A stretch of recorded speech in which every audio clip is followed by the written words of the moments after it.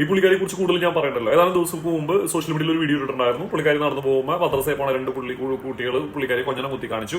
അറിയാം അവർ മദ്രസ പൊട്ടന്മാരാകേണ്ട കുട്ടികളല്ലേ എന്ന് കേട്ടപ്പോൾ തന്നെ തോന്നി പുള്ളിക്കാരിയുടെ സംഭവം എന്താണ്, പുള്ളിക്കാരി ഉദ്ദേശിക്കുന്നത് എന്താണ്, എന്തിനാണ് ഈ വീഡിയോ എന്ന് പറഞ്ഞാൽ മനസ്സിലായി.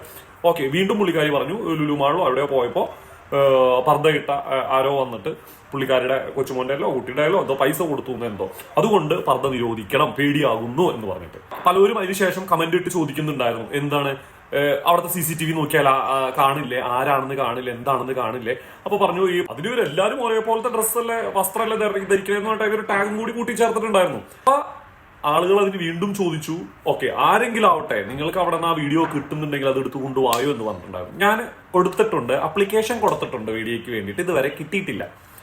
ഇതുവരെ കിട്ടിയിട്ടില്ലേന്ന് എന്റെ ചോദ്യം. കെട്ടിച്ചമച്ച കഥയുടെ ബാക്കി പത്രം കൂടി കൊണ്ടുപോയെങ്കില് ഇസ്ലാമോഫോബിക് ആയിട്ടുള്ള ഒരു സ്ത്രീ വന്നിട്ട് ഇങ്ങനെ പബ്ലിക്കായിട്ട് നിന്ന് പറയുമ്പോൾ നിങ്ങളുടെ സംഘർഷം അല്ലെങ്കിൽ നിങ്ങളുടെ മനോവേദ എന്താണെന്ന് മനസ്സിലാകാനുള്ള ആൾക്കാരാണ് ഈ ചുറ്റുവട്ടത്തുള്ളത് കേട്ടോ. അപ്പൊ അതുകൊണ്ട് ഏത് സ്ത്രീയെങ്കിലും ആയിക്കോട്ടെ, നിങ്ങൾ ആ കൊടുക്കുന്ന ആ പൈസ കൊച്ചിന്റെ കൊടുക്കുന്ന വീഡിയോ എന്തായാലും അവിടെ ഉണ്ടാവുമല്ലോ, ക്യാപ്ചർ ചെയ്തിട്ടുണ്ടാവില്ല, ഏത് സ്ത്രീയെങ്കിലും ആയിക്കോട്ടെ, നിങ്ങൾ അതെടുത്ത് കൊണ്ടുപോയോ ആദ്യം.